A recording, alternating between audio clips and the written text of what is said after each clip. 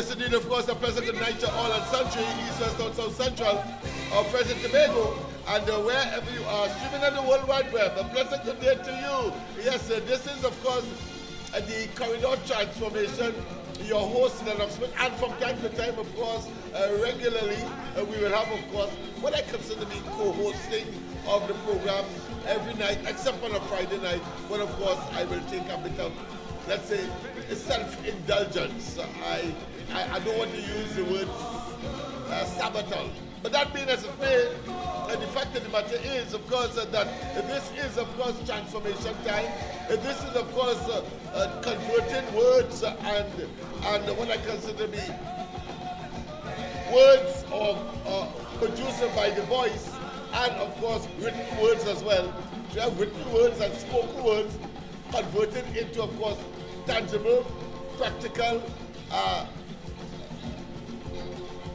what I consider to be tactile programs, initiatives, and policies, having regard to the fact that over the last 10 years, we have been saying that we in the PNM, and of course all their minions and those who are sycophants and or apologists, have decimated Trinidad and Tobago. Of course, in the last, a year or so, while of course one could consider it to be incremental, but certainly it was galloping like, of course, a stallion. And therefore, of course, we have a duty and responsibility to, of course, that is beholden upon all of us to, of course, bring Trinidad and Tobago back to even keel. It is as a consequence of that we have this transformation process now taking place in Trinidad and Tobago. Yes, how come? Because, of course, of the results of the 2025 or April 28th general elections. Yes, indeed. Welcome once again, a pleasant good night to all and sundry, East, West, North, South, Central, our friends in Tobago, and wherever you remember, we are going back, of course, and the target is 40,000 a night. Yes, it is achievable because, of course, as I've always said, Confucius, that great, of course, Chinese philosopher, he said, of course, the longest journey begins with what? A single step. And therefore, I also remember that, of course, when you stand at the feet, guys gazing at the sky, and you want to get up there, how can you get up there if you never try? And that is why we are saying that we have a team of persons in government, and I'm saying out of government in the context of they are not part of the cabinet of the country, but have the capacity and the ferventness and the commitment and the dedication and, of course, the patriotism to help take Trinidad and Tobago to where we ought to have been in the first place. A savor for the intervention and the malintervention, and the evil intervention, the wicked intervention, self-serving interventions of course, the PNM and all of its various dimensions. Let me put it that way. That being as it may, once again, of course, we have a call already. I may have to, of course, forego the official start. But let's see.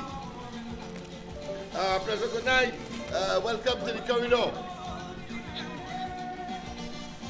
Yes, indeed. We have some good news.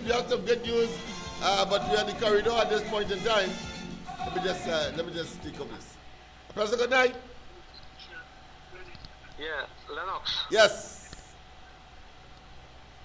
You call me in the morning or when you call me? I'll call in the morning. Could I call you after the program at 10 o'clock? Yeah. About? Tonight? Call me. You call me. All right, okay then. I will. Your song is very happy. Your song is a happy man, boy. Yes. Okay. I am indeed.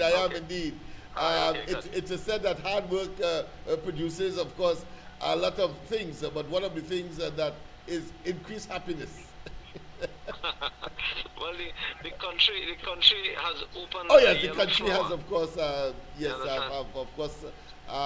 broken a sigh of relief, so to speak. Yes.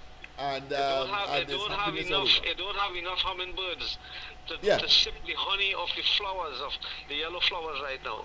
Yes, so yes, now indeed. the honey is smearing under the tree for. I think somebody said that even of course the pui trees are in bloom. at this point in time in excess. First, that they are happy. Nice. Okay. All right, my friend. Thank you very much, of course, for that intervention. Yes, indeed. People, of course, yes, it is a happy time because you know what it is. Because it could have easily been the opposite, you know. It could have easily been the opposite if you didn't take the responsibility and take charge of your own destiny in the respective, of course, 26 constituencies that provided an overwhelming defeat for the PNF. Or put another way, overwhelming success, victory for you and I, the coalition of interests in the UNC, and indeed, of course, headed by the inimitable and the effervescence and the apparently never tiring Honorable Prime Minister Kamala Prasad Bisesa. Let us not waste time. And therefore, in those circumstances, we have a duty and responsibility to, of course, keep the fire burning. And while, of course, we may stand at the foot, gazing at the sky, and wondering how you could get up there, there are those who have the creativity, the ability, and, of course, the stamina and the stick-to-itiveness to, of course, not just carry, but to see this thing through to the end. And therefore, as we climb the ladder of success, as we climb the ladder of endurance and commitment, and as we climb the ladder of nationalistic fervor, and of course, ensuring that the concept of nation building is well woven into what we would be doing and have been doing, bar, of course, the very, what I consider to be inhospitable, dangerous, toxic, putrid, and clearly, some say, latrine-like imposition. And it is considered to be a wasted period or a wasted epoch in the history of Trinidad and Tobago, the period between 2015 and, of course, just before the 28th of April, about 2 weeks ago. Yes, indeed. And I want to say it could have been easily different, because today we are certain that there will be no property tax. We are certain that there will be no increase in electricity and water rates. There will be no mamagai and, of course, deception and the imposition of draconian measures on the people to oppress them and depress them further by saying it's the best thing for you, as this group of individuals that were last seen on the 28th of April, exhibiting a proclivity, a tendency, an inclination, a predisposition for evil. I'm talking about, of course, the PNM Rowley, and including, of course, what transpired today. Don't believe that Penelope Beckles will escape. No, all of them must be held culpable for that disastrous period between 2015 and, of course, the 28th of April this year. A pleasant good night. Welcome to the corridor. Yes, good night, Mr. Lennox Smith. Good night to you as well. Well, I will be real happy. Well, I'm real happy that we wouldn't be paying this property tax. Oh yes, I even more. Whether they came in or not, we would have fight that thing. I'm not paying, and I wasn't going to pay. So I'm glad for that. I'm glad that the utilities wouldn't go up high. If they raise it a little, I good day. But one thing I'm interested in, and I always act for it, is the protection of the borders. But I will cool it on that, right? You see that, and the migrants in the country, I cool in it, because I know the U.S. will be discussing these things, and it will have to come through in a timing with the Prime Minister.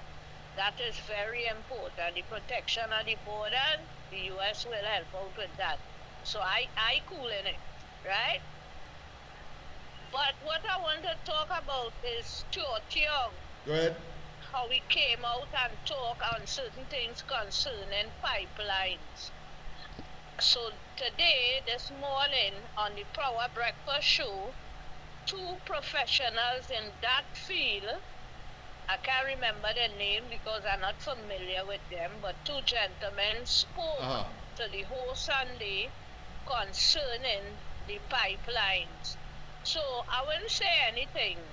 I leave in it for you all to find out on that report, and if you all could get on to, certain people, because I heard Andy this morning saying that he want to get on to Mr. Kevin Ramnarine. Yes. And if you all get on to other people who have experience and know about these things, we'll hear what they have to say. Certainly. But it would be nice if you could have find out, because this thing have people panicking. Not me, because oh boy, it have people panicking. It raised up something to yesterday or today. And I'm waiting on Mr. Mulilal too. He say all hell could break loose when he find out about Petrotrin. And I believe maybe with the gas to liquid plant. So I waiting to enjoy the bacchanal. Yes, matters. You see, suddenly Stuart Young got a bout of what I consider to be loquaciousness and garrulousness. He talking like Doc Bottom. All the time they were talking about what the non-disclosure clauses. Up to now, he has not told us, in spite of his very elaborate, almost total condemnation of the statement made by Kamala Prasad-Bissessar to pursue gas and oil exploration and or business with Grenada, unproven, of course. But of course, this morning you heard when I, of course, puncture some holes in the argument about Grenada. And then, of course, he was extremely skeptical because he wants to bring in the Venezuelans into it. He said that any pipeline has coming from Guyana has to pass through Venezuelan waters, and any from Suriname as well. But he failed to tell me, and I propose to you as well, I project to you, Exxon Mobil is, of course, extracting millions of barrels of oil from the Guyanese field and taking it, of course, to places to be refined, whether in the United States proper or on the Gulf or the Gulf Coast. These days, Trump wants to call it the American Gulf. I still call it the Mexican Gulf Coast. Where are the pipelines? Where are the pipelines? Where is the pipelines? So therefore, it is specious. It is superficial. It is a case of attempting, of course, to be super garrulous, talkative. But of course, the area that we are concerned with mainly is how much blasted money that was spent over the last 9 years in pursuing a pipe dream, and pardon the pun on pipe, because of course you may want to remember as well that about 4 persons perished in a pipeline in this country. So pipe may be a bad word, having regard, of course, to the memories, the what I call the awful memories of these persons that perished in the way that they did. You don't want that for your worst enemy, far less, of course, for a friend and a compatriot and a citizen of this country. So let us not waste time with him and attempting, of course, to please, and I say this with a high degree of logical as well as, of course, conclusion. Logical conclusion, because why would Stuart Young come out, one, before and in spite of Penelope Beckers being, of course, the consummated leader de facto of the PNM, let's face it, and that of course, the parliamentary team that won their seats in the 2025 April 28th general elections. Why? And I say to you, is somehow in an amorphous way. You can't fathom it. You can't control it. It is almost as if he is speaking in the wind. But I say that he was attempting to appease his Venezuelan friend and counterpart. It is clear to me. So he is attempting, of course, to criticize and to prefer recommendations and suggestions to the current government, hoping that somehow it could get traction, but more importantly, making an argument that it is not their fault that whatever they would have taken from the Venezuelans, whatever arrangement they would have made with the Venezuelans, that it is not their fault that it has not materialized. That is what I saw there, nothing else. Because you can't tell me that because a pipeline can run through, or the Venezuelans will not allow it to go through, or they may well sabotage it, that it cannot be done by, of course, oil tankers bringing oil to Trinidad and Tobago. The same thing with gas. So it is an asinine to the highest degree argument as far as attempting, of course, to demonstrate it to the population that what the Kamala Persad-Bissessar administration is promoting is pie in the sky and an impossibility. You have to tell me, Stuart Young, you have to tell me and the population, how come with such a far distance that oil have to be taken in order for refining purposes, coming from Venezuela, coming from Guyana, and you can't tell me, don't be surprised, I want to say as well, that Stuart Young will tell you, well, listen, the distance from Guyana to the United States is shorter than from Guyana to Trinidad and Tobago. That is the buffoon that we are dealing with. That is the extent to it. I give him that because I will not be surprised. They are asinine specimen of inhumanity. Let's not waste time with that. It defies logic. There is no rationality. The only argument I would have accepted from him, however, is that it will take time. But of course, we always knew that. We always knew that. Let's see who is calling there. I just saw it come up on the system. I thought the system was working. Oh, there's another caller. All right, okay. All right, we lost those two calls, one on the system itself, and I see. So I'm very optimistic that the system seemed to be functioning. I had to do some repairs and some downloading and some, of course, discarding of certain material. Let's see if it's going to come up on the system. Come up on the system, it means that it's easy for everybody else. But we still have, of course, this call to take, and it is on the phone. But let's go straight to the line. A pleasant good night. Welcome to the corridor. Hey, Lennox. Good Yes. night. Good night to you, my friend. You hear me good? You loud and clear, my friend. That, forget he just said to remain relevant. Yes, of course. I want to make... No, but I want to tell you, he's attempting to appease his Venezuelan counterpart, where they made commitments already, financial and otherwise. Common sense will tell me that. and therefore they may have to pay back people the money. So he's telling them it's not my fault. That's how I see that as well. But go ahead. But watch me, he can't go back Venezuela, you know. The dictators don't have no that's wrong them, you know. Yes. So he's scared to go back there. Anyhow, make my point where I want to make. You know that. Yes. Caller, just hold on. Mr. Faizabad, just hold on.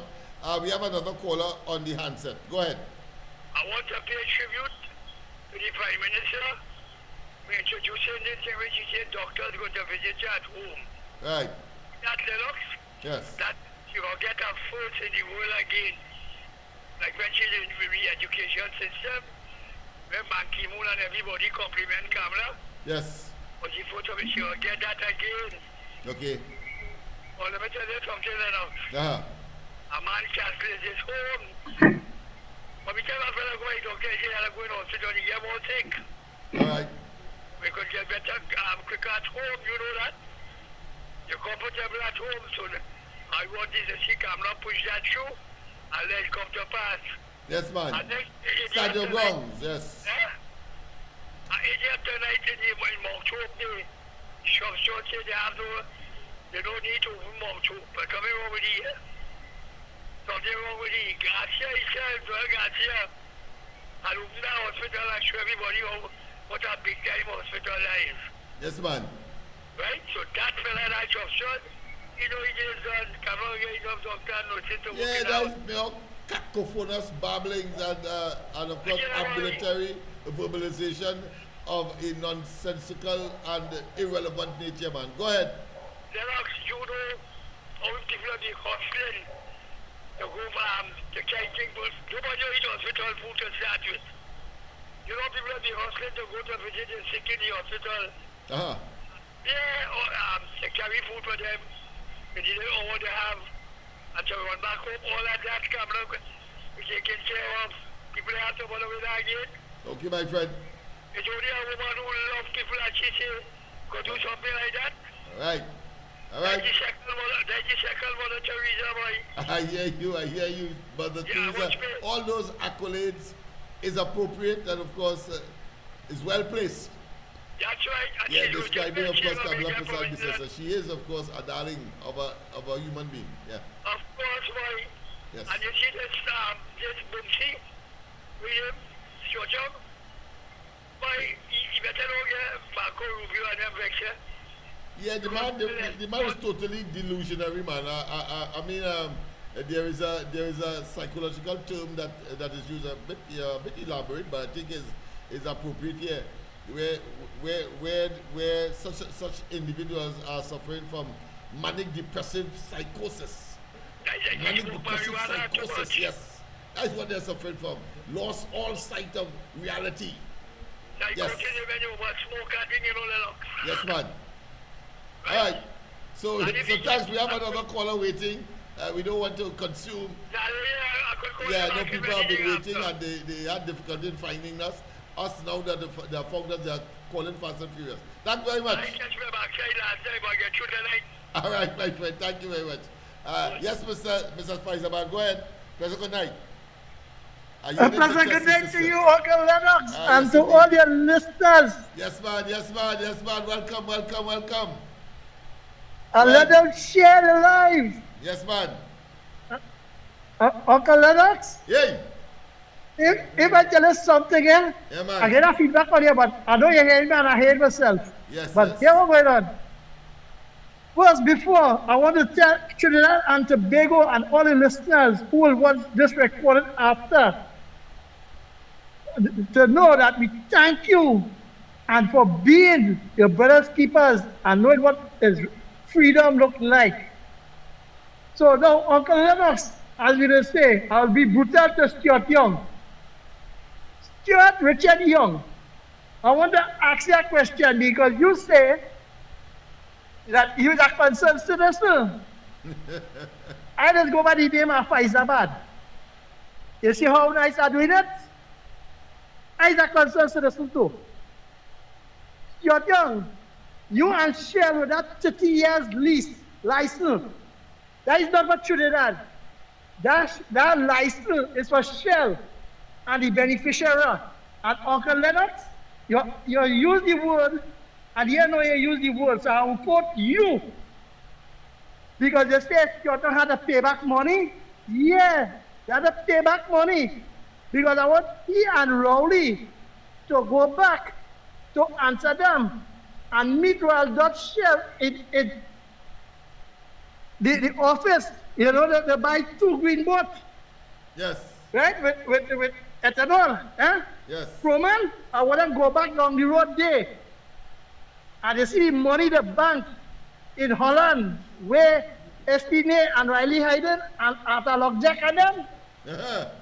Tell them go back there and withdraw the money and pay back the people. Because the Dragon gas deal is dead. That's right. And here what's going on now, Uncle Lennox. Yes. End that quote. So, Stuart Young, I want to ask you now. Since you're a young fella and you have no sense about the energy sector and any P&M, did you know that Patrick Manning, they say he's mad that when he wanted to run a gas line to Miami through the Caribbean and networking every Caribbean island, you know where he go and get the gas from?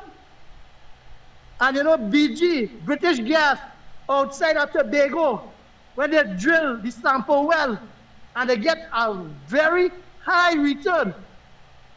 And then there was a feasible study to bring the gas line to Point 14. I'll remind you, Stuart Young, you're young. I'm younger than you, but I'll remind you, right? That gas well, where that money and revenue gone? And when Rowley came, when the theatre election, when he had 6-6, and he run in the parliament to get autonomy for Tobago, and I call the talk show that the time was the Grog report, and say all Rowley want to get the autonomy, but Trinidad, the central government, the power over them. You remember that, Uncle Lennox? Yes. It was to push the economic zone of Tobago closer into the gas of Grenada, and they didn't get it. And because the field was too greedy, right? And they tried with the dragon, you know, look, the dragon sitting down there.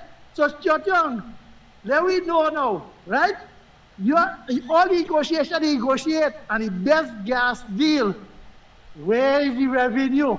Eh? So there was lying to the people, and all there was, I wonder if it was self-profit or political profit. Eh? So Stuart Young, come out and tell me now, if Conoco Philip, right, and the 2 other companies pay the money for the Dragon and the $1 billion. So Uncle Lennox, when Stuart Young and them want to talk and say they feel they will mislead the public and want to be in power still, tell them they lost the election and tell CNC3 that the reporters and them, the first political opposition leader is Ms. Kamala Prasad, the Cessa, not Penelope Beckles. Have a good night. Yes, indeed. Of course, we have to remind them that, of course, that acute case of manic depressive psychosis that they seem to be, of course, riddled with and saturated with will not work. That level of hogwash that they speak, and you're quite right. That Philip company, where of course they deposited in Trinidad and Tobago's courts. Let me repeat. I can't remember the prefix, but certainly the suffix, the behind name is of course the Philip. I think Philip something or something Philip. But that company was operating in Venezuela, and the Venezuelans seized their assets, Maduro and they went to international courts in the United States and elsewhere, and they got a judgment to have the Venezuelan government compensate that company for confiscating or for taking their assets that they left there and had to hightail out of Venezuela because they run them out. Because he's a Bajana. Maduro. Well, they went to court. And they came to Trinidad because they recognized that the Trinidad government, Rowley and Sir John and they were doing business with Venezuela. And they deposited in the court, and the court has accepted that any money to be paid into Venezuela, they must get first preference.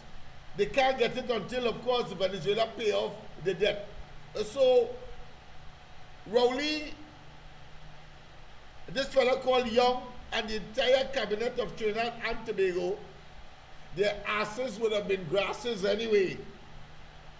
Because as we dig further and further, you will recognize that it was divine intervention that caused Trinidad and Tobago to make the decision of 26 versus 13 in order to save Trinidad and Tobago, our children, and our children's children, and the current or existential population. Let us not waste time with the hogwash that they will come and spew from time to time. We will see Tobago has already totally and absolutely not just annihilated them, but of course have excluded them, and they are now excommunicated from the political arena in Tobago. We still have, of course, a lingering few from the Laventils, go right back, of course, to the Diego Martins. But it's just a matter of time, because the other important milestone to be achieved politically is that of the impending, soon-to-come local government elections. That must be the acetes to demonstrate the total and absolute jettison, the eviction, and the, of course, annihilation of the PNM. They are no damn good, they are toxic, they are evil, they are wicked, they are diabolical, and they have no relevance to Trinidad and Tobago having regard to their pernicious evil, and of course, a total and absolute decimation of the economy and the psyche of the people.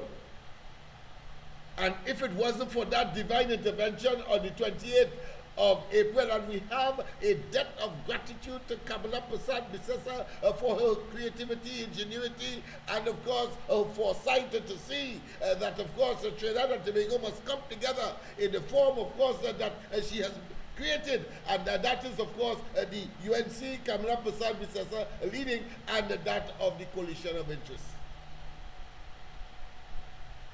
Young could be as stupid as we know him to be. He could be as irrelevant as we know him to be. He can be a total buffoon and a moron as we know him to be. The fact that he would say that, of course, is a coalition of self-interest is an exercise in verbal futility. You know what I say? I say it is an exercise in verbal futility. Because he's so stupid, he can't even coin a good quip. He tried to play smart with foolishness. But the fact of the matter is that in my case, for example, the Laventil Outreach for Vertical Enrichment Love that is part of the coalition, yes, we have a self-interest.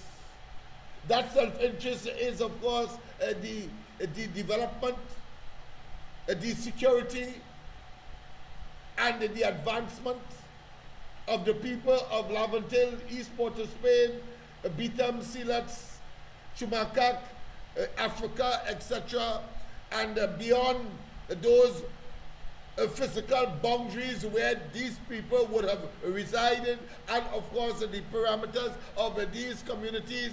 We have, of course, Arima. We have, of course, before that, Bonklambert, etc., communities along the foothills of the northern range. My friend is leaving. I was not going to ask him to make his introduction. But let's go back, of course, to the fact that it was Christopher Tambu Herbert who, in song, expressed the significance of our culture. I don't mind we practice the culture that come from a foreign land, but we have our own thing right here that needs even more attention. Oh yeah, oh yeah, oh yeah. I am talking about calypso, steepan and limbo dance. Tata drumming is our culture. Let's give them their growing chance. We must show our love for the things we own, for their future is our concern. So let me love and give praise and believe for the next generation. Let me love. Yes indeed, yes indeed. Let us love our culture, let us love our country, let us be patriotic, let us be, of course, total and in defense of our country as patriots, as citizens, as members of the respective communities geographically spaced out over the landscape of Trinidad and Tobago.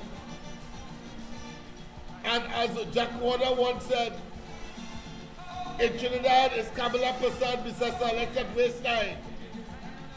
The Honorable Kamala Prasad Bisesa, Prime Minister of Trinidad and Tobago today, according to, of course, the then prediction of the football, what I consider to be magnate or giant. I'm talking about Jack Warner. And of course, he was saying this with the greatest degree of what I consider to be contempt for Rowley and Day, when he said that Trinidad and Tobago is divided into two. In Trinidad, of course, is Kamala Prasad Bisesa, the Honorable Prime Minister today, and in Tobago is Fali. And therefore the name Trinidad and Tobago, well, Rowley and Stuart Young and the PNM will be left with the and. I suppose he is suggesting, as far as I am concerned, that they should be residing in the Bocas or above the Bocas, whichever one they choose. That means, as it may, people, we have a duty and responsibility or someone ahead of us.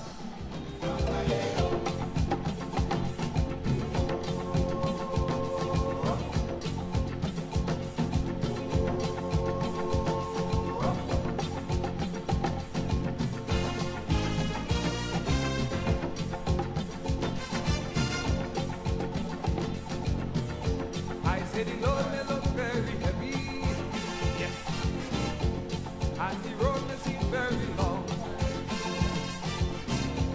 As you know, success don't come easy. But people, of course, as we have told you, we have set up the ambience and the settings here in studio to accommodate our audience. And of course, they could come off the streets. Like this morning, I suppose many of you would have seen, of course, when the camera would have switched. Let me switch the camera there so you will understand what I'm talking about. All prepared, just slightly. No, that is, this came in front, right?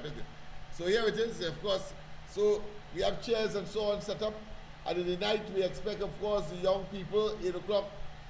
And in these parts where, of course, it is dangerous to be out in the night, but we expected that they will come. We have just started, and as everything else, we expect, of course, a slow but steady support. They are out there right now, of course, just as you, in their hundreds, and therefore, of course, we're looking for 40,000 a night, looking at the corridor transformation and your respective hosts, of course, the staple of which is that of Lennox Smith, yours truly. But of course, I wouldn't want tonight to have invited, of course, my deputy political leader, as well as, of course, our staple community business person who has been with us and who has been, of course, expressing very deep concerns and bringing out, of course, a very, what I consider to be, while it may be elastic, but certainly issues that are relevant to these parts and to the poor and the downtrodden.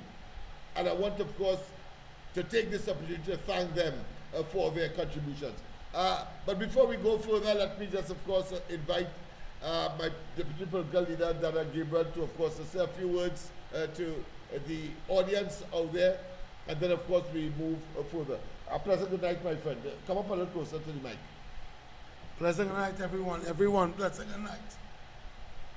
As I speak, pleasant good night, my political leader, first and foremost, Mr. Lennox Smith. I was supposed to speak every single night, but I was so crying out, so emotionally that my mother finally went. And that day, that was it. So yes, people, what he's saying, people, he literally cried. I mean, he had to pinch himself several times to in disbelief as to whether or not Kamala Prasad Bisesa did really do it at the UNC and, of course, the coalition, of which, of course, we of the Love Party are a part. But, of course, I know that now that the reality has settled in, we have a special program to start tomorrow, and of course we want to hit the ground running, so to speak. And I will have him, of course, to just make the introduction, because as we said, we are looking at solutions.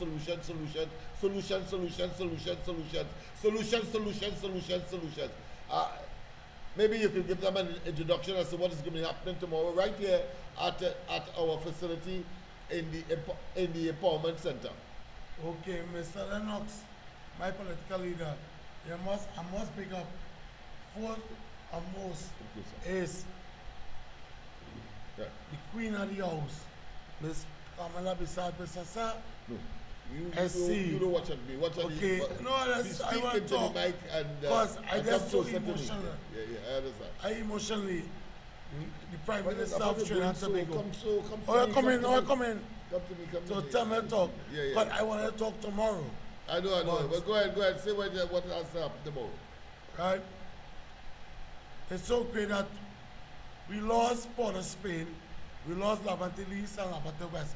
But the greatness of it, that we gained grounds in Port of Spain. We lost by a big margin, right? St. Anne's West, St. Anne's East, Diego Martin, and we really lost it by a big margin. So I don't know if Lennox fulfill all his news, but the news is that we are here, we are the coalition of love, we are about making it happen, right?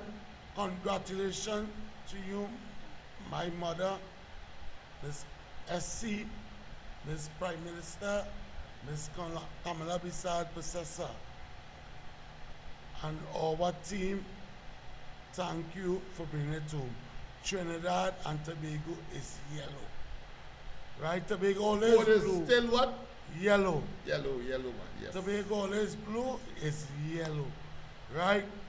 It's my pause reason. I say I will speak next week. I don't want to speak like now, right? I hear you, my friend.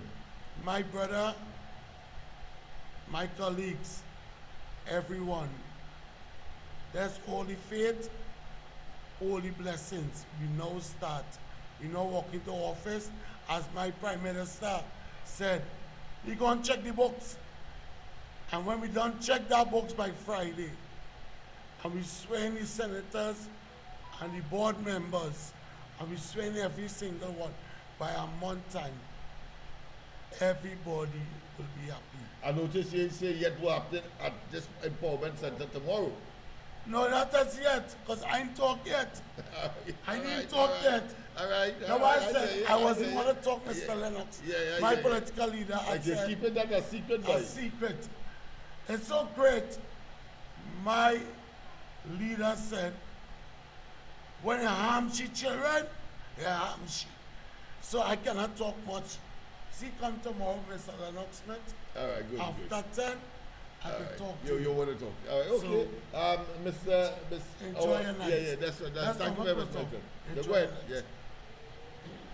Yeah. All right. Okay. Well, he has decided not to disclose. I will be left, of course, with that responsibility because I love to disclose.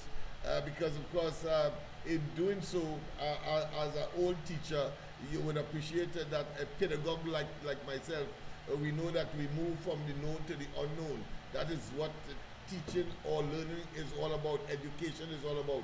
And as I always tell my son, I say, a large part of it, of course, is remembering. So that when you go to school, and of course, they teach you what is a verb, and you can't remember that a verb is an action word. A word that demonstrates or suggests an action, and you say miss, and you're hesitating, you will simply say miss, I forget. So it means therefore education, apart from a major part of education, is what? Remembering. But of course, we have had you here. You had to leave on an urgent matter, and now you are back, my friend. Of course, you just make your introductory remarks because I have to tell the people what we are going to begin tomorrow as part and parcel of that transformation, developmental initiative, and people capacity building that we are pursuing. Go ahead, my friend. Good night, everybody. Good night, my political leader. Good night, my political Ms. Kamala Prasad and the full team out there, all she parliamentary representatives who inside as yet, and all who she going and put. I wish them good luck. And at that day. And I hear my good colleague here, my comrade, was speaking just so highly about pipeline. Of course, you know, is I hate the secret, you know. Is that pipeline still pumping thing underneath there and we don't know, you know. I hate the well secret. imagine, given the clandestine nature. I want to say that because when my comrade talking, I had to listen because, you know, he's highly intelligent. You know, he's very particular of what he's saying without breaking nobody mental. You understand? So I is trying to be skeptical in what he's saying, but it's a pipeline out there pumping. It's that people selling me thing. Without me knowing, mother, watch them carefully, mother. You understand me? You had to get this thing. Yeah, because things was going on and we didn't know. Money passing. And we don't know. I was following it up to a certain thing. Me and my other half, we was following it up and I knowing then personally it had pipes running on the day. Wait, mother, you must know about. They're still pumping. You understand me? And it have people making money underneath, and I'm not calling no name. If I call name, it sound like if I hanging myself. I leave that up to you, mother. You understand me? But put aside and everything, my deputy leader, Mr. Darrell Gabriel, you know, we about exposing certain things to the East-West corridor and Trinidad and Tobago. Things will be hidden from us, and we never have the voice to speak out about it because we have to respect our elders, we have to respect our leaders. And we have certain guests and certain people, like, you know, the other day, we invite certain youths, certain people come in and speak. You know, that was what it's about. All due respect, we love our government right now. We love our mother, Kamala Prasad. We're not doing nothing to hamper our particular leader. All we just want to respect we and treat us with love, like how we treat him with love. That's all we want to do. If we hire back, you understand what I'm trying to say? We hire back. If you call me, troops will come out. You understand? For you, mother. Troops will come out for you, mother. You understand me? If you want any help from us. You understand? But we are your back. So we inviting little people to come in and, you know, show the views about certain things, about things were going on in the country, things were past and we didn't know about. It was hidden from us and we could expose certain things through this format. And my deputy leader, Dada Gabriel, maybe don't want to expose. I know who he's speaking about. I'll leave it up to him. He don't want to expose the person who come in. He just want to surprise because we are about billion we are about billion audience, billion viewers. You know, so every time we will have special speakers coming up, you know, to show you and talk to you about certain things will be hidden from us and certain things will like to happen to us. Last night, we did have a great topic, a very great topic. We, you know, my leader, sometimes I go with his flow. Yeah. Yeah, Simon, I go with my leader flow. I don't disrespect him because as my comrades and them say, outside our thing, you know, go with the leader, follow your leader. And if you listen to your leader, so everything your leader say, you're supposed to respect. So I respect my leader. So when he talk, I listen. All right, but of course, people, he too as a bit cagey, just as the deputy political leader in terms of the disclosure that I would of course be as vociferous and as bold and not of course as rowdy and they being obnoxious, but certainly to do so with a high degree of decorum, of course, of logic and common sense. Now, we have decided as our contribution to national development and the transformation in specificity of the East-West corridor, we have decided in this building that we are now located and this broadcast is being channeled from to call it, of course, an empowerment center. You'll get the full name in due course.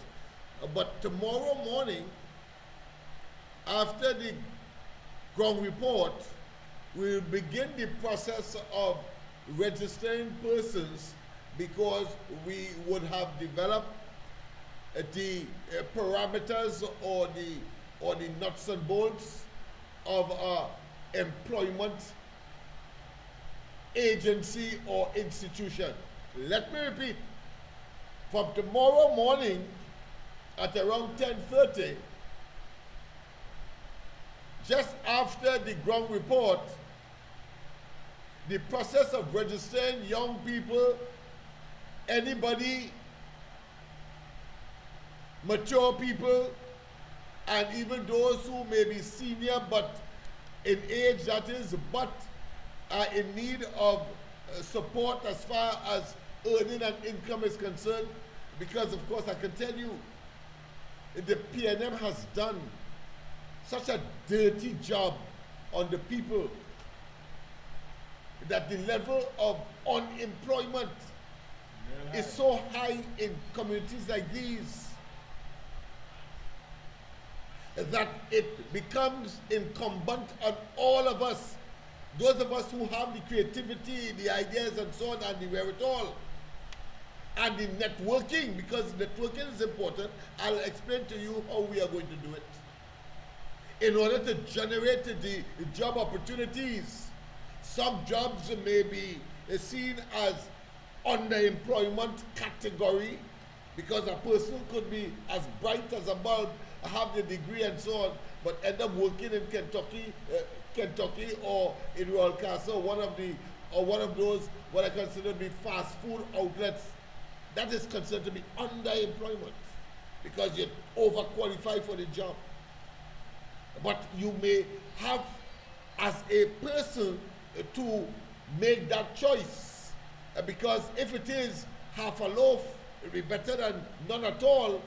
Then you may have, of course, to humble and to, of course, swallow your pride, as the old people would say, and see this as a temporary stage, as an ephemeral stage, towards, of course, and when better could be done. That are some of the choices that we have to make at this point in time. But what is important is the availability of the opportunities. You see, under Rowley and Day, there were limited or no or total wipeout of opportunities. You see, when in Burton Day, and it's important that you understand the level of trickery, the level of deception that Rowley and in Burton Day would have deployed in order to give a false impression. Whilst, of course, your daily circumstance continues to deteriorate and you can't find 3 square meals, and of course you have difficulty in sending children to school, and of course the high prices of school books and uniforms and food in the groceries, etc. All of that, they will come at a budget, as we saw in the last budget, and tell us that unemployment is 3%. And that is considered to be in the metropolitan world almost zero unemployment. That is what Rowley and they did. And mind you, as I said, I think in a previous broadcast, that the way how the statistics are brought into the matrix so as to determine the level of unemployment is one that would make anybody with a modicum of common sense consider it to be nonsense. But here is what the statistician look at. If people are looking for work, so they are unemployed, but they're looking for work, they are put in the column of employed. You ever say? I say the statisticians say, because I want you to understand the trickery that these fellas would have been engaged in. In all practicality, you know that it isn't a work out there. You know that people are being laid off, but yet still, in Burton, they were telling us that there's 3% unemployment. And so the statistician will encompass, will of course note, will make persons who are looking for work according to their rules and their methodology, will see them and put them in the employed category. It means, therefore, that the real and true statistics of the unemployed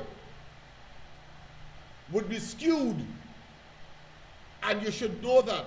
And that is why when you hear about them and you look at your own circumstance and you go down, you will a fella pinching $1, a fella who would normally want to give you a little 50 cents or $1 or $100, as the case may be, no longer does so.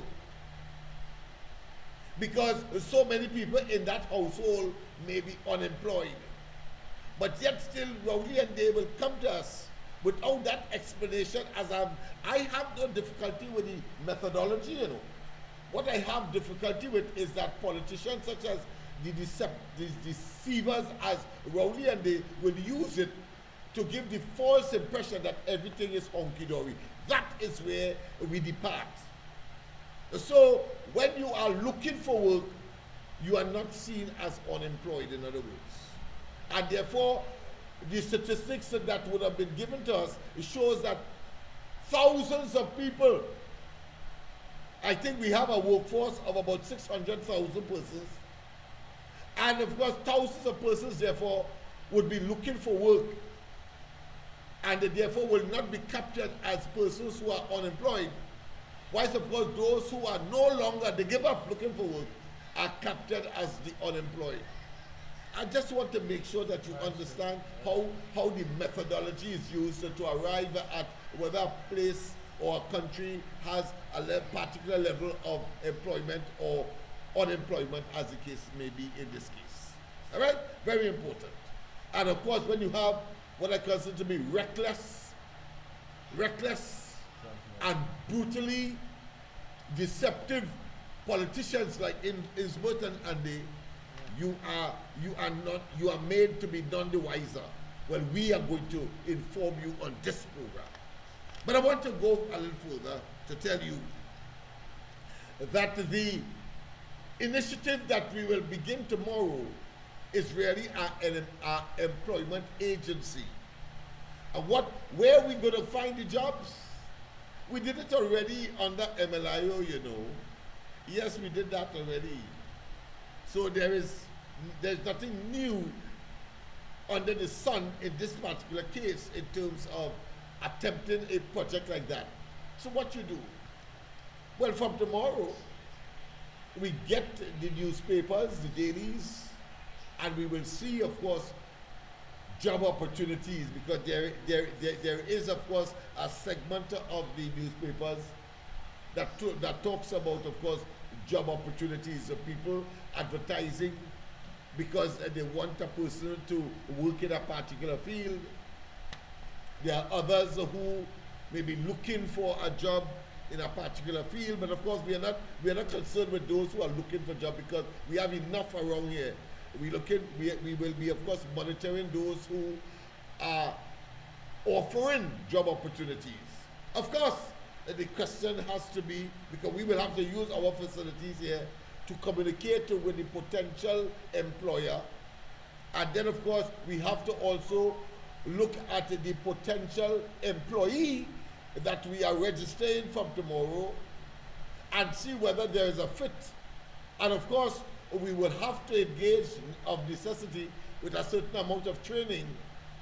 Our experience with, of course, a similar exercise in the heart of Laventille at one time in Mova Malik, thereabout, showed us that if people go with the wrong attitude to work, a fair day's pay, for example, for a fair day's pay is thrown out the door. Of course, the culpability here is with, of course, both the employer and the employee, because if the employer is exploitative, but if the employee is delinquent, coming to work late, etc., you'll understand the conflict, and therefore the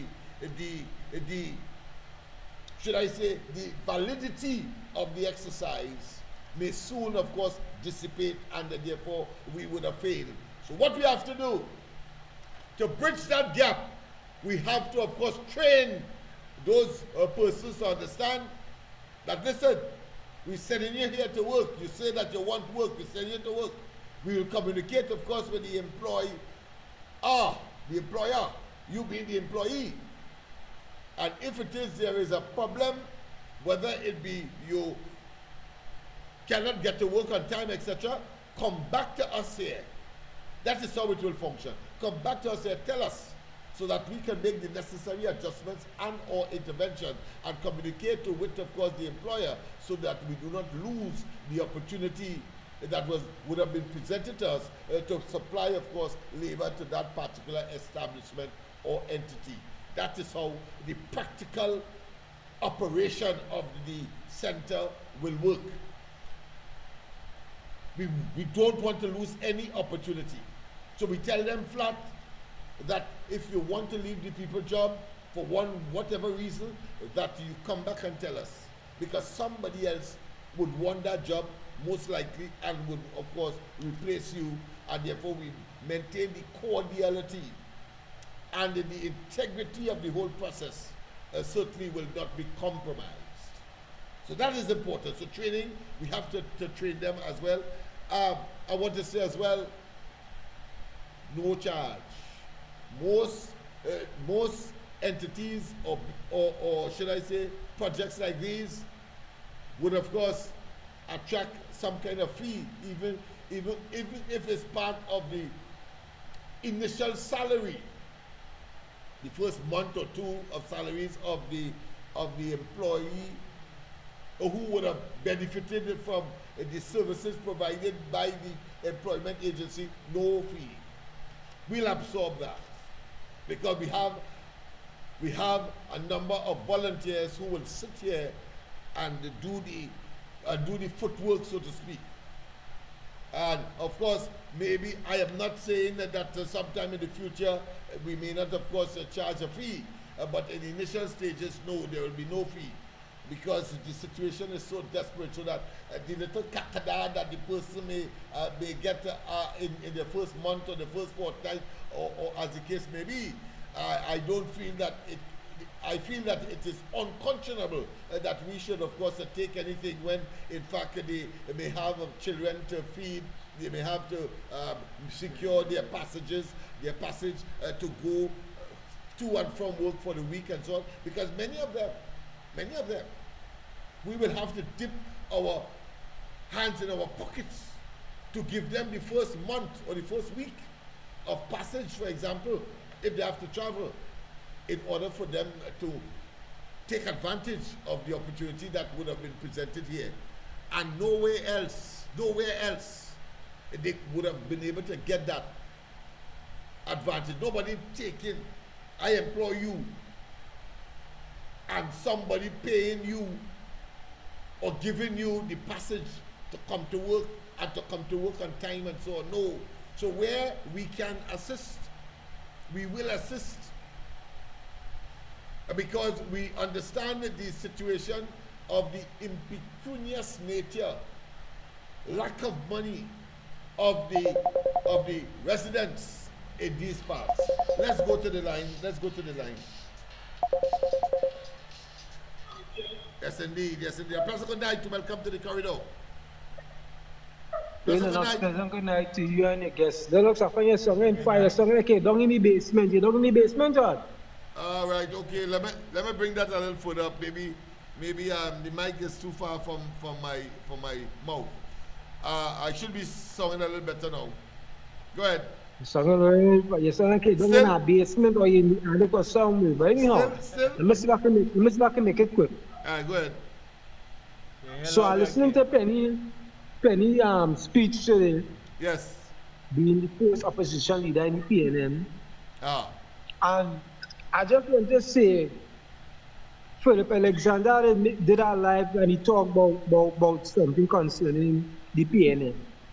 And he said, when the UNC win, the PNM go win too. Because the PNM now going to get a chance to vote who it is a 1-4. But unfortunately, this person what they call Penny, we have no sense in what I sent at all. Making some speech and talking about, well, it's almost similar to the speech that our Prime Minister make, but at a lower level, at standard 1 level. Kamala right now in tertiary education, Penny now looking to start in primary school. I hear you. Right? And the thing is, she and all too, Lennox, she was part of the problem of the only. No. Obviously, and we have said that in all certain, so that goes without saying. Go ahead, yes. But if Penny at 1 or 2 times used to reject somebody nonsense what Rowley was doing and take a stand, I will have a little hope for she. But she sit there quietly. You will see certain Facebook videos where she playing stick fighting. You will see she playing some sports. Why the people at Trinidad and Tobago are suffering. So she are not to turn a blind eye to the age of people which is was facing. And now, all of a sudden, all they moving like all they have a care in the world for people. These people and them need to continue to stay in that cemetery. See that cemetery? They need to lock that gate, throw away that key, and get just and go to chaos that cemetery for the PNM never to come back in office again. Doctor, not listening. I hear you, my friend. And I'm sure that you will have a lot of company in terms of the agreement with, of course, your assessment and your conclusion, having regard, of course, to what transpired over the last 9 years, going into 10 years. And Penny was part of us. I remember very distinctly that when Rowley went up to New York, they orchestrated, of course, the closing of one of the stock exchanges up there. and Penny was instrumental because she was the ambassador, and she was standing up close to Rowley in order to demonstrate, really to telegraph back home that somehow they are on the international stage and that they are important. Nothing different, of course, to the choreographed or orchestrated doctorate that Rowley was made to receive from his good friend who was resigning, of course, from the university in question. But more significantly, it was designed, of course, for him to meet Biden, since that was also Biden's alma mater, and as a consequence, probably averted some kind of investigation that the Americans were pursuing from the information we would have had surrounding Rowley, whether it's he directly or his immediate family, including, of course, his daughter, who was living in an apartment in New York. And our understanding is that suddenly she was able, of course, to be able to, let's say, invest in that very facility. Of course, that has not been proven or verified. I want to condition what I'm saying in that regard. But the objective clearly for Rowley was to, of course, try to get access to the shakers and movers in the Biden administration, which he ended up achieving. But as everything else, he also scuttled, because everything he touched seemed, of course, to turn to a pillar of salt. The man probably was living in Babylon, as far as I'm concerned. Yes, you have a point? Mr. Rowley, I know I say on that point is Mr. Rowley, he have his doctorate degree and all kind of a degree for scheming people and lying to people. I witnessed that in Labantel in Sugar Trace. He come out and tell the people in Sugar Trace when the pool open, they will get employment. They will end up lifeguard. They will get security work. He said, and TV. They will get work. They will teach them how to swim. Teacher. They will take over the class. They will get the security work. They will get the maintenance work. He says, so good Trace people, we will give you work. We will give you employment. We will make sure so good Trace come out a better place. And he could pull back that tape anytime. He could pull back that tape anytime. He get cholera and all the work. He do all kind of thing. People in Sugar Trace hardly get no employment. The pool open, in line. The army come. Well, it's very nice to teach the children and them to swim. But the rest of the thing, it just go down the train. I wonder so if it still exists. The pool is there, but I believe... the pool, but I mean the program. The program is one set of, I don't know what's going on in the military. I don't know what's going on. If Colorado and Laurie and them is keeping that to close on the program to go and build some skyscraper up there. You understand me? But it's just shutting down the program. The little children of them they want to know what's going on. Everybody want to take part in the swimming and learn to do something. School has been coming and everything just shut down. Rowley, Hines, all are very disappointing to me, and all are disappointed to Laventille people, and all put Sugar Trace, all embarrass Sugar Trace in public to the world, and nothing all say do deliver. So when my friend saying here, my comrade, about this man, he good in his tongue, you know what I mean? When he speak, you have to listen. He have doctor degree. So everything he say, I don't have no doctor degree. I have street degree. So I speak for the street.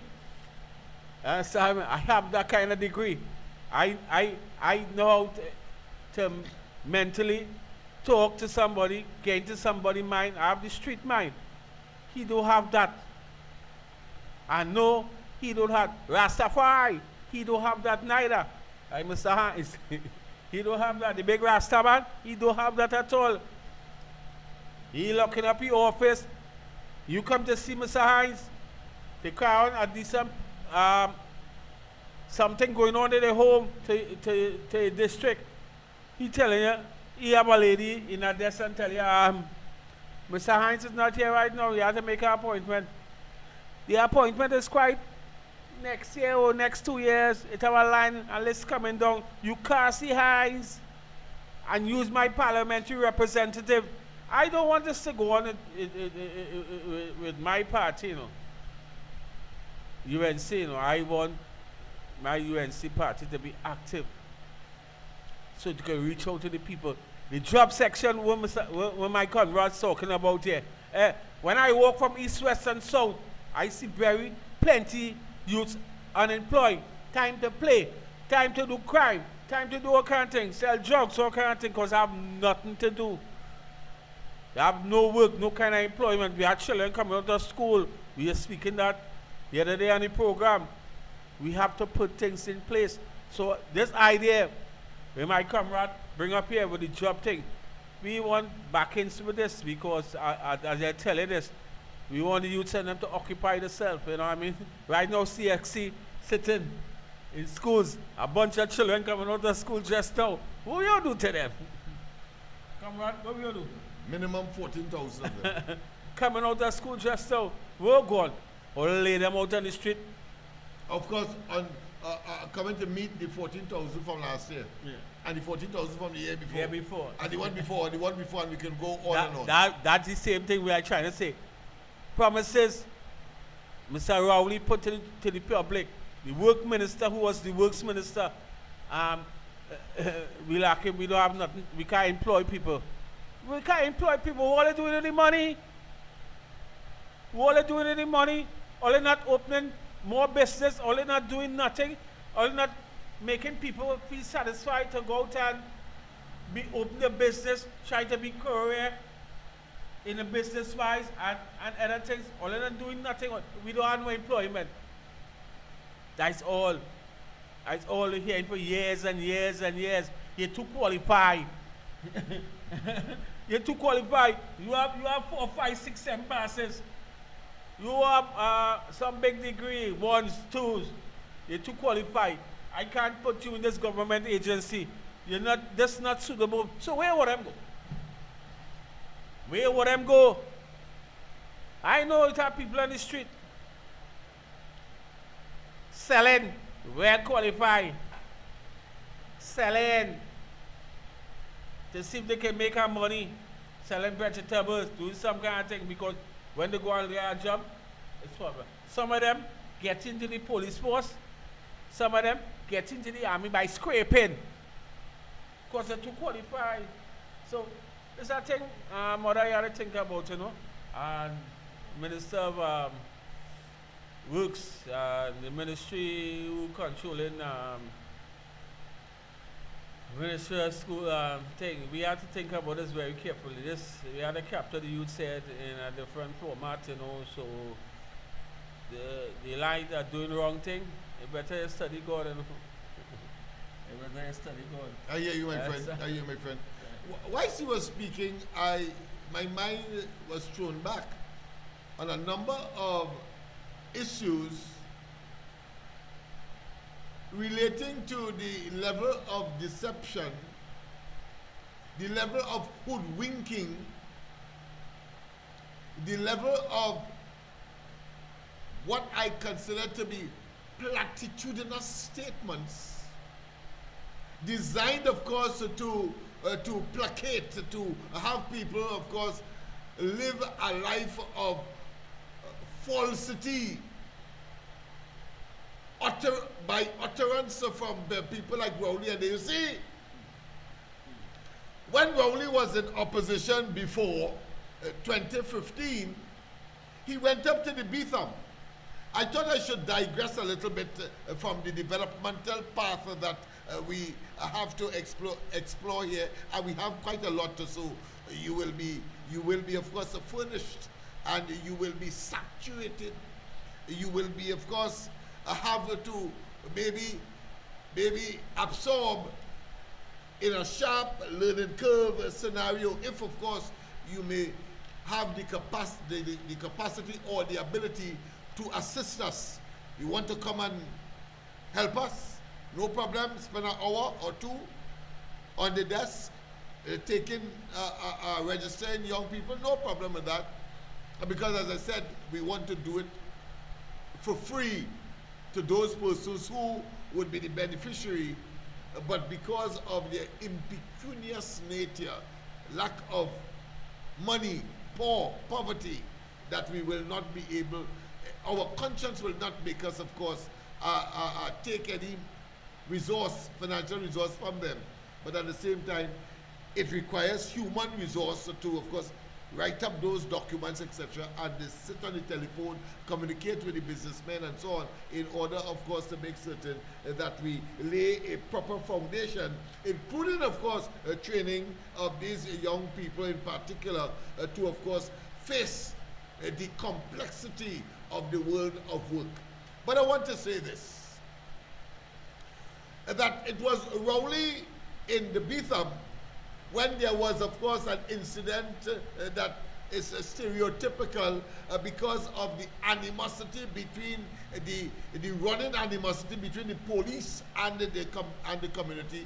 I mean, Betham is well known for that. It is strategically located to, of course, engage, or that is why it is able to engage in such activities. But the point I'm making is that Rowley, having gone there, he said that, of course, in the midst of this situation where the police would have held some fellas, and of course the community felt that they were being unjustly treated, and that therefore have a fiery expression of that anger that they would have expressed, or consequential of the encounter with the police.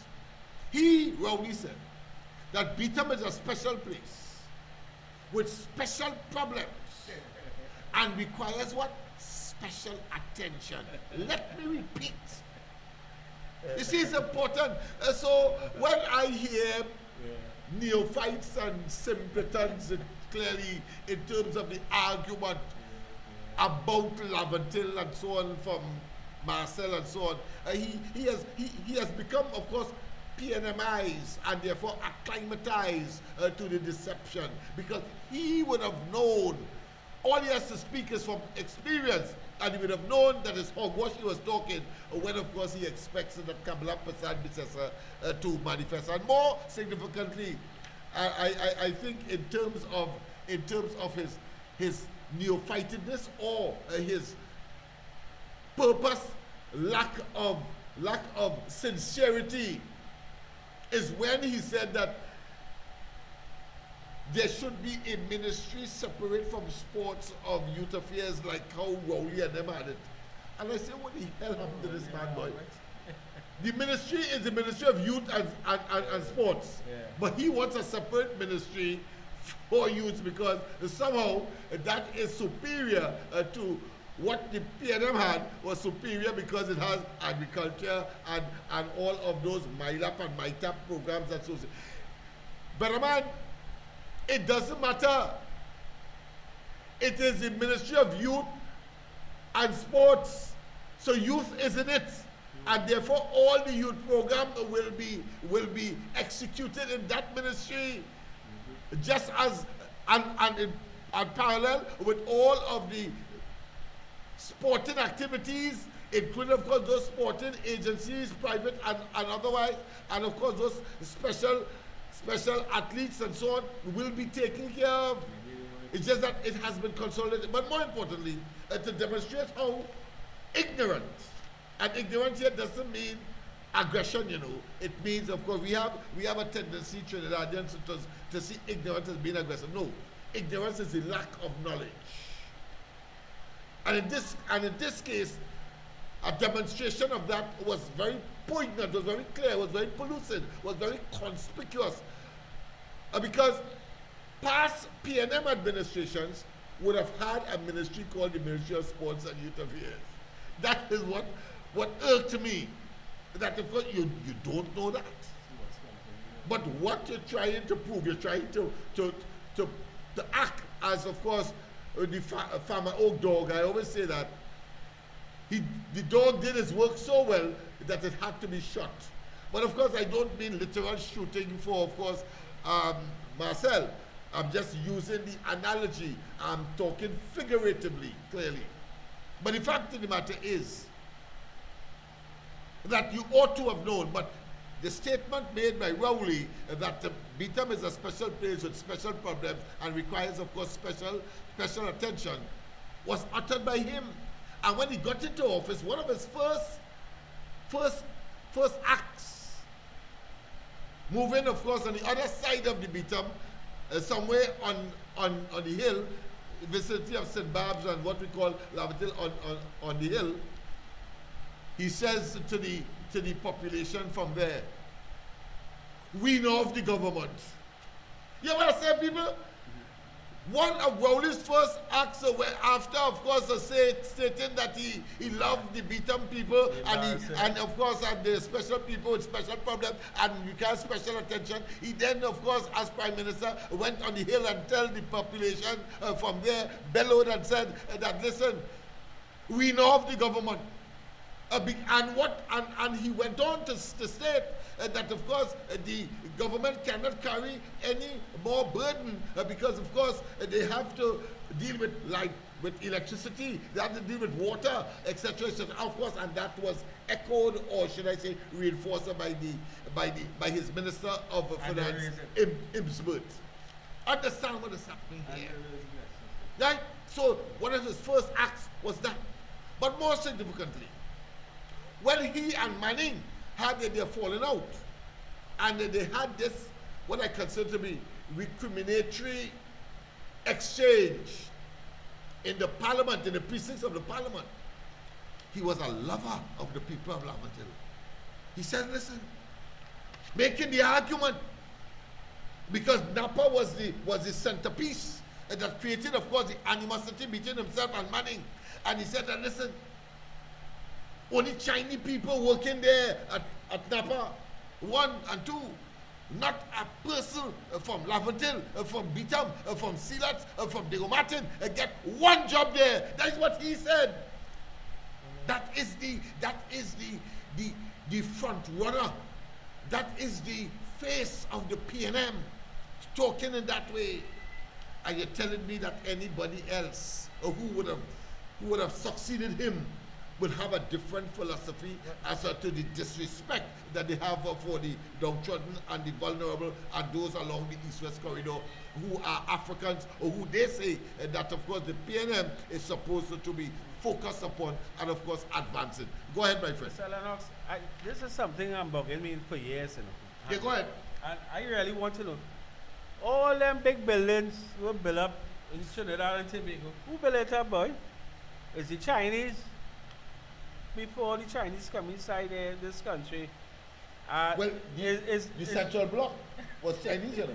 You see them over the road, but all them buildings and things built up before them come. Who built it? It's people from Trinidad and Tobago. How far to them you're talking about? Yeah, I see where you're coming from. We were skilled people, just so our workforce dropped down by 75%. Our workforce, we employed other agency to come and do our work. We are skilled architects. We are skilled laborers. We have schools teaching them out. We send them UE, we send them Johnny, we send them all over the world to learn skills to benefit our country. No, all they're telling me now, they're not qualified. They don't have enough skill to do this and do that, and all spending billions of dollars. So why them billions of dollars can't stay in our country? For we workers, we laborers had to leave and go to other countries to work, and when they could work inside our country. So what's going on? So we going through this bullshit all the time of our life. Am I correct? And they are making arrangements for there's 2 billion people in China now, but anyhow, they're making room for Chinese people to be employed, whilst of course displacing local artisan and experts and the persons who I'm sure equally, if not better qualified. Well, why always send me to school? Why always send me to learn this and learn that? And we can't work for it. Other people come in and work for $1 and send it abroad and living better than us. Why? Oh God, only think about this, you know. But thank God we don't have them to deal with. No. We have, of course, a new administration that, of course, as I said, tomorrow, we are doing on our own volition. Exactly. Our own creativity. I just say, let me bring it to the board because this is an important piece of talk I speak here just now, you know. I say, let me bring it to the board because I remember a long time, I used to go out there and do hard work. And them time, it's bucket. We took it in. Oh yes, oh yes. And make sure we work. You didn't have cement truck and we didn't have all them kind of things to make sure we work done. We as hard working people. You believe? I go and look for a job. When I go in a construction site, we don't have no employment. You know, we have the Chinese contract, we have the English contract. We have no employment for you. Serious, well, they claim it's part of globalization and of course a conditionality for accessing Chinese loans and so on and so forth. But I'm sure a government that is concerned about its labor force and the employment situation will certainly, of course, build into any arrangement because we have to pay back the money anyway. That we must have some kind of local input, local content.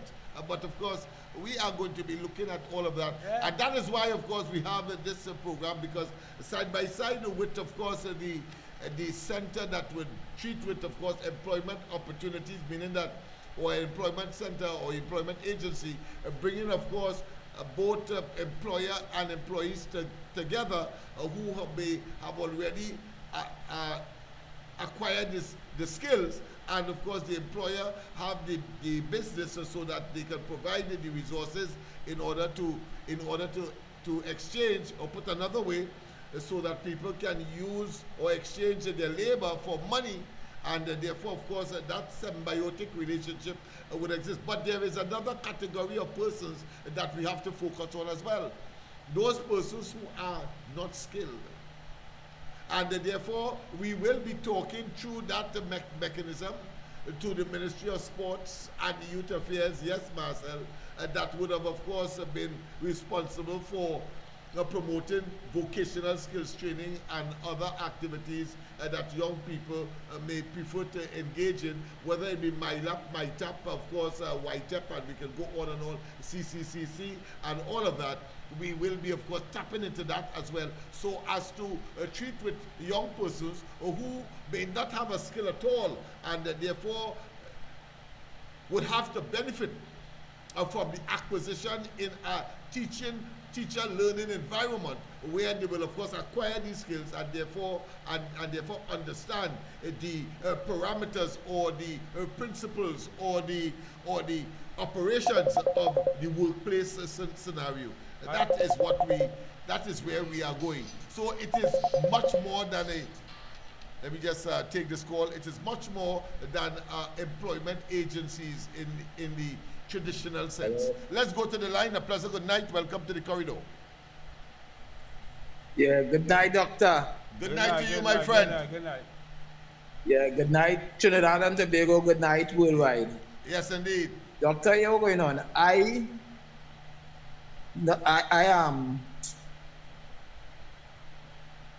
have to get proof that we lost in the Laventils and in Tongue. I have to get proof of that before I could say we lost, because as far as I see it, because I tell you, that didn't wrestle with me, right? And it just happened fresh.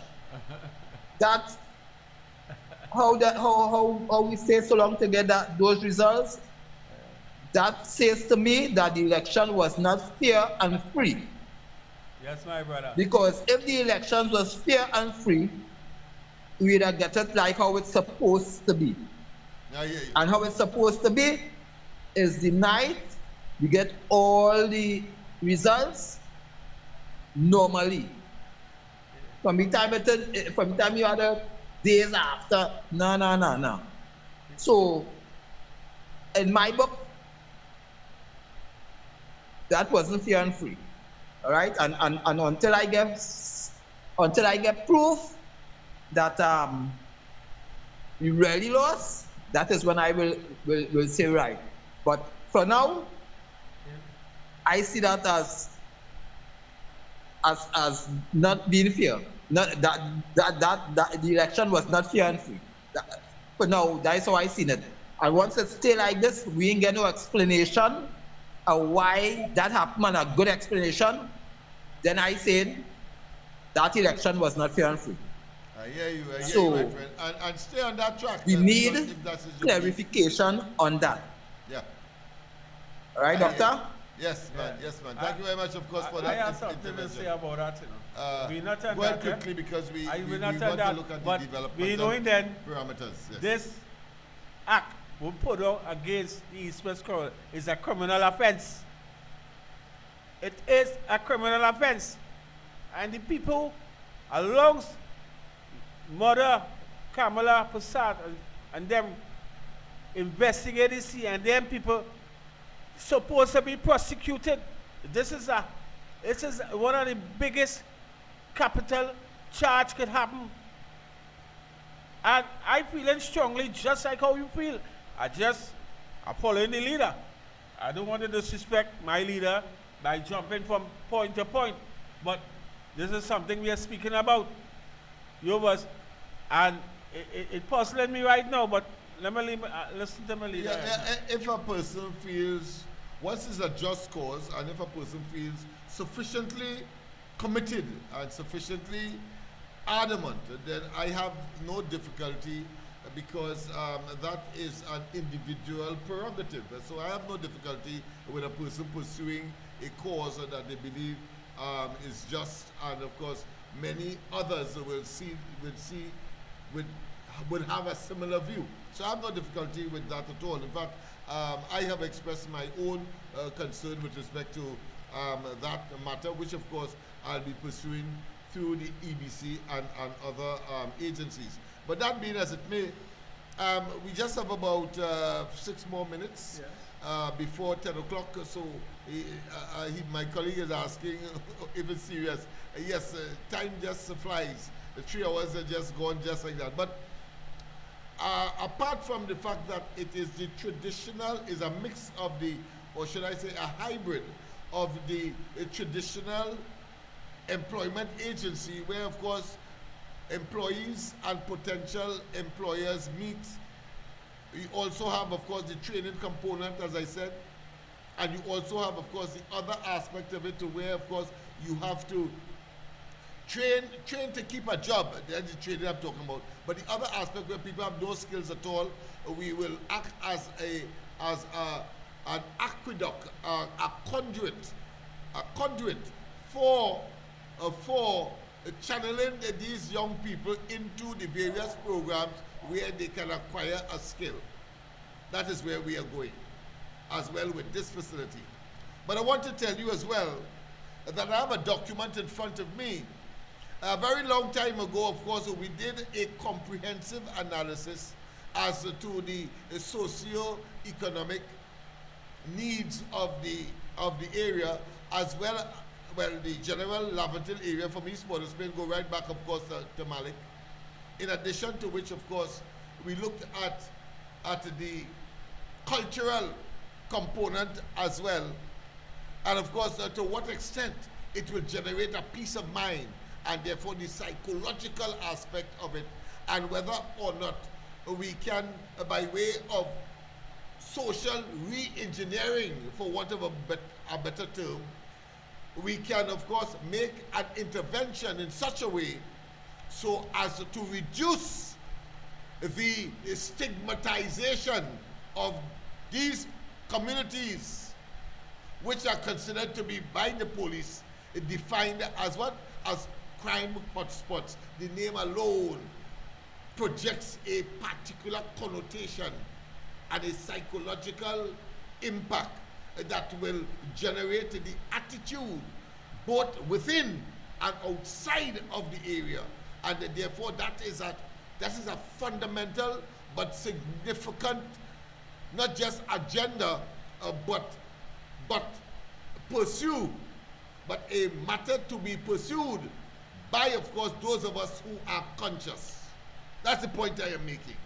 And let me tell you what this document contains, because it did the research, and of course the headline is, or the heading is, Lavatel Human Development Indicators, Social, Economic, and Cultural Data and Analysis Information. That is what this is all about. We did our own. And it means, therefore, that the people who understand that their problem are best suited, of course, to address it, because they would have been living it. They would have been, of course, engaged in it. They would have been able to look at deploying or engaging or soliciting resource in order to, of course, impact positively, and therefore the transformation process of which we speak. That is why we formed, of course, the East-West Corridor transformation.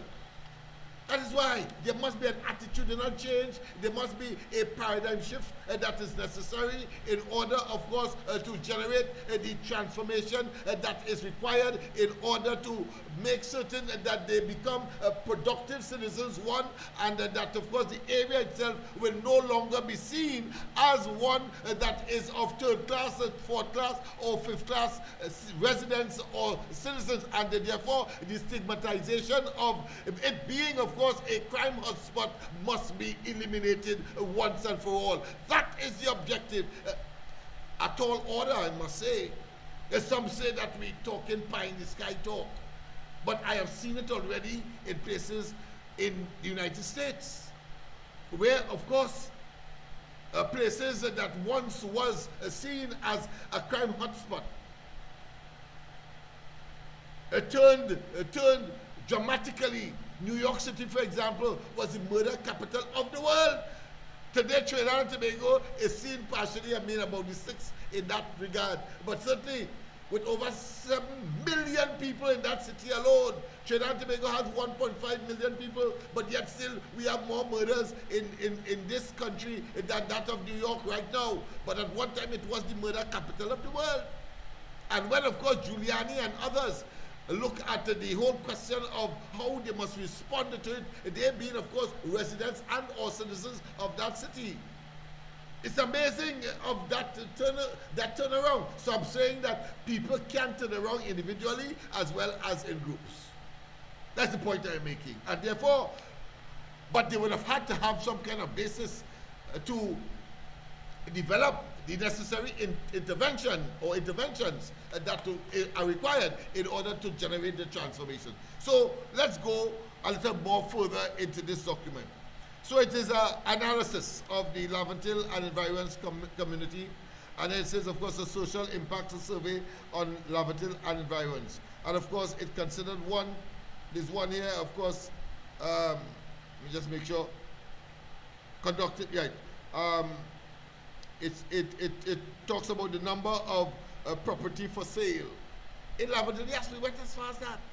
The amount of property for sale, because people are either moving out as soon as they get an education, if you want to call it that, they go on brain drain. And what would have been left are those persons who are least capable of course, being leaders, far lesser to manage the what I consider to be the peaceful continuation of the community. So, number of properties for sale. Property owners who prefer to sell and leave the area. Let me go down quickly because we have limited time. Reason for, of course, wanting to sell property. The number of professionals residing in the area, that's a survey by itself. We're going to go into details in due course.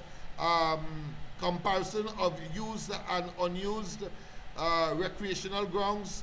Then we have, of course, housing relocation fares in Laventille constituencies. So Laventille East and West we're talking about here, of course, and Port of Spain South.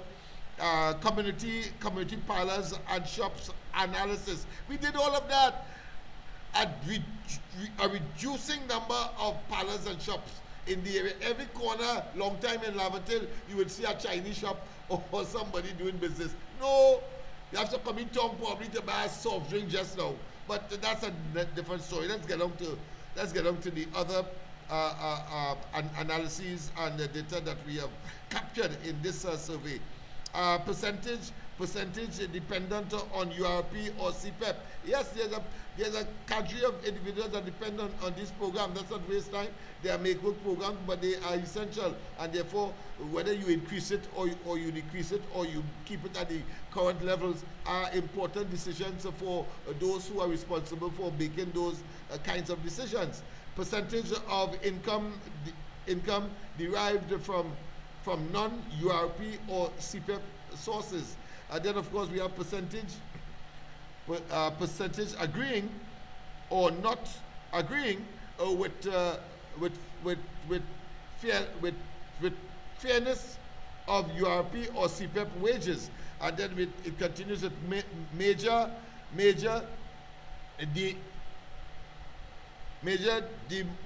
demotivation for youths not attending government training programs. Yes, we did all of that.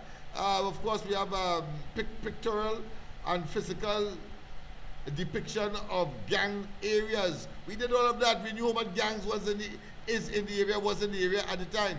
A chart for social transformation in Laventille and environs, a family focus. We also have we did survey on the whole question of leadership, topography, types of leadership. Boy, you wouldn't believe the kind of leaders that we have discovered in this place.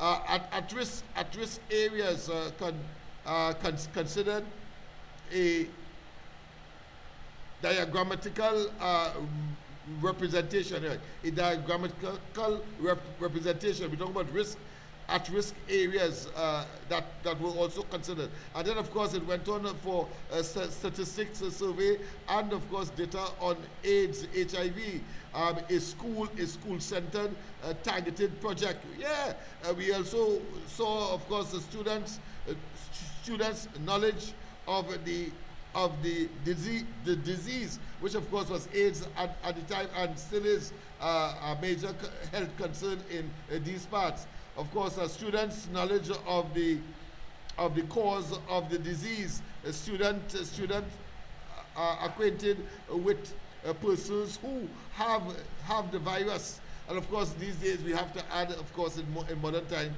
the whole question of that virus that decimated the world. Recently, I'm talking about, of course, COVID-19. Students of the persons who have died from the virus. So students who may be familiar, young persons familiar with those persons who may have died from the disease. Youth gravitation to crime data. Yes, indeed. Number of youths gravitating to crime. We had that as well. Unemployed youths per community. We have something like all the communities. We look at the unemployed youths for community per community surveyed. Employment and unemployment ratio relationship as well. We looked at, of course, unemployed youths per community, and of course we outlined a particular period because these things, of course, shift from time to time. And then, of course, there are tables. A table, of course, of employment and labor data, and of course a table of total labor force employed and unemployed per community. And then we have a table as well of percentage employed and unemployed, yes, per community. And then we have, of course, impact,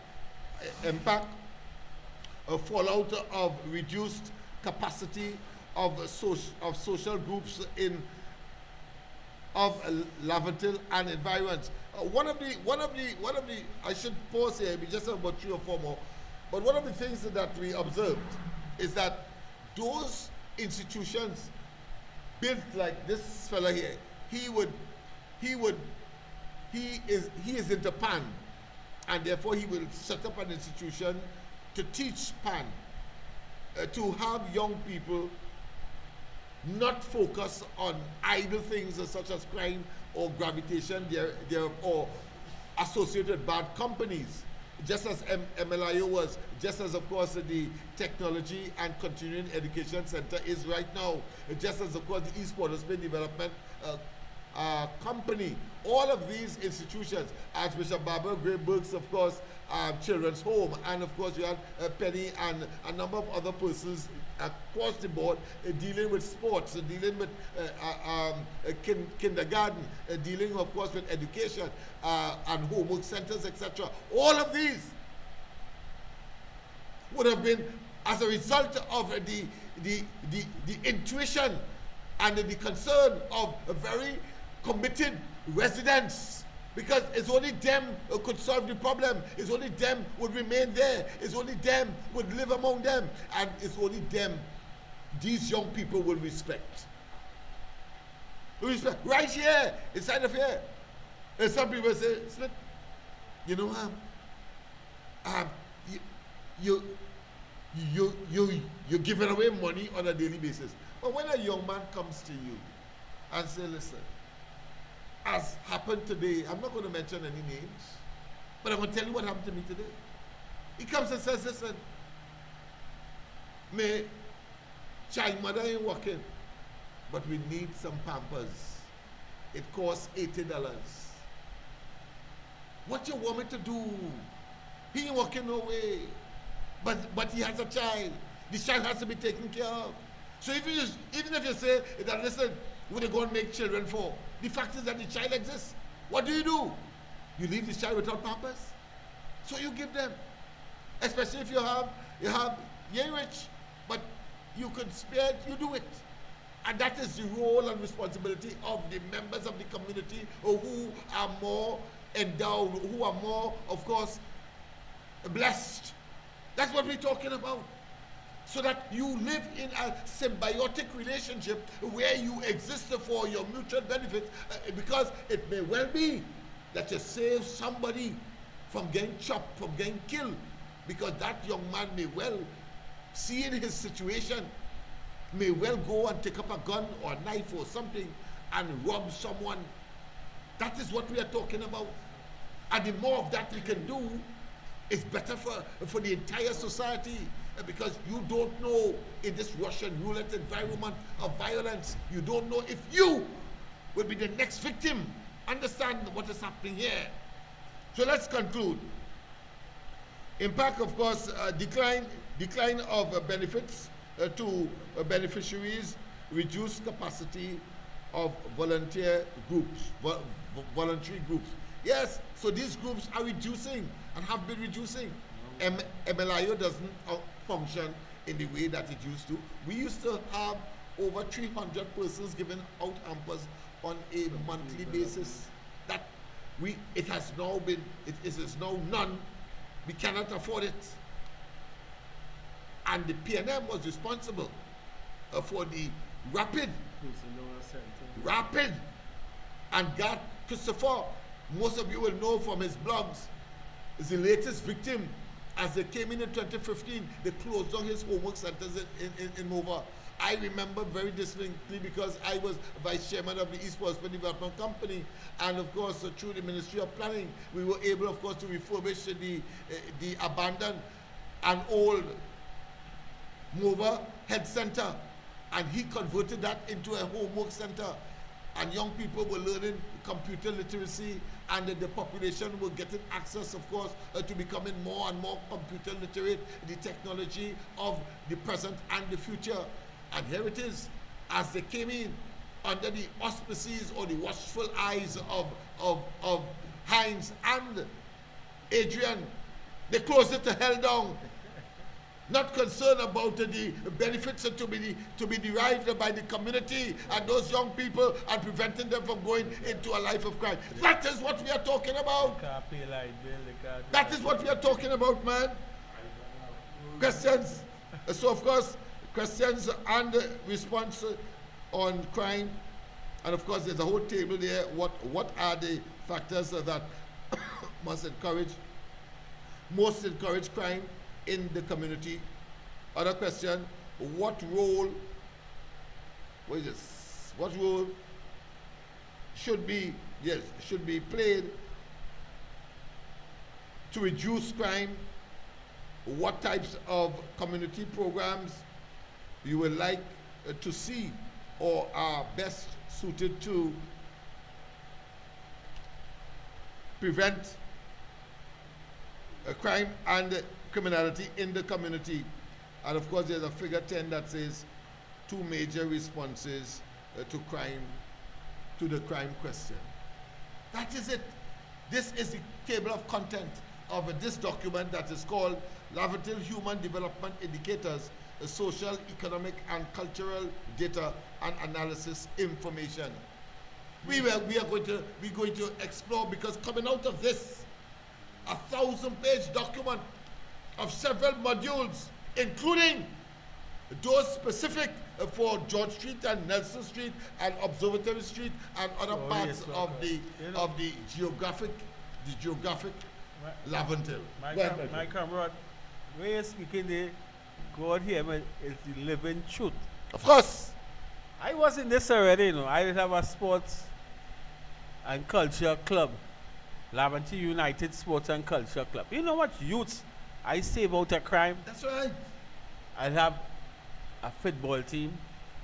I have athletic team. I have Best Village. We have everything in little sugar trace. You know how much youths I save from these coming out of crime? These are unsung heroes that must be given the accolades. I used to take my time and patience. I didn't have no money. I didn't have to go and look for things for my youths and them. Beg, sell little thing to get jerseys and all them kind of things for my youths and them. Sports and Culture Club never used to help me. We're going to talk a little more about that tomorrow because it's 13 minutes anyhow, past. And we stay here until 12 o'clock tonight. My boys. Yeah, but thank you very much, of course, for that intervention. But you'll get a chance tomorrow to, of course, elaborate. Yeah. But I want to say finally that the hogwash that the banks and other financial institutions that are awash, and businesses that are awash with resources, and even in circumstances where they could benefit from tax breaks, they refuse to invest in these communities. All that is required, of course, to prevent, by way of the prophylactic approach, the preventative approach, so that you prevent these young people from entering the space of no return. I'm talking about crime and criminality in the hands of the police and, of course, in the courts, and therefore ultimately prison. These I convict and I indict those financial institutions for throwing a blind eye to institutions or organizations that would have approached them, and they see it as their responsibility not to participate or to support such initiative. Well, I tell you now, you did it at your own peril. And as I said to our audience at Hilton when World Bank asked me to lecture on the whole question of how crime will affect bottom line, I told the audience there, and they opened their eyes, just as how when I was invited to address the National Security Council under Martin Joseph down at the old, of course, fire service, fire brigade headquarters on the corner of, I think it's Abercrombie and Knox Street, I believe it is. But whichever it is, that is not important. I told them that if these young people in catch all year on your burglar-proof home and in your well-secured places of business. They will catch you on the main thoroughfare between business and home. And so said, so happened. I talking about way back, maybe around in the early 90s. I said that then. And look, it has deteriorated to the point where we have reached a murder rate of over 600. People, we have come to the end. I know that you were so engrossed with the information that is being propelled to you, and for which you are now the beneficiary, having been bombarded sufficiently that you will understand and say the right things in the right place in order for initiatives such as what we are going to launch tomorrow become the success and contribute to the transformation that is necessary now that we have a government in place that is, of course, amenable, that is, I would want to use the word susceptible to initiatives such as this. Have a wonderful rest of the night. God bless. See you tomorrow morning on the ground report with Andy, Mikey, and myself, who will be there, of course, to treat with these and other issues. I know that people have become dumbfounded and that they were reluctant, of course, to pick up the phone tonight and, of course, call in because of the value, or put another way, the invaluability. It is so valuable that you can't pay for it, information that you got tonight. Have a wonderful one, and I once again, God bless. And let's, of course, end as we began. Yes, indeed. Yes, indeed. If you know your culture, you are able, of course, to come. All right, we will have.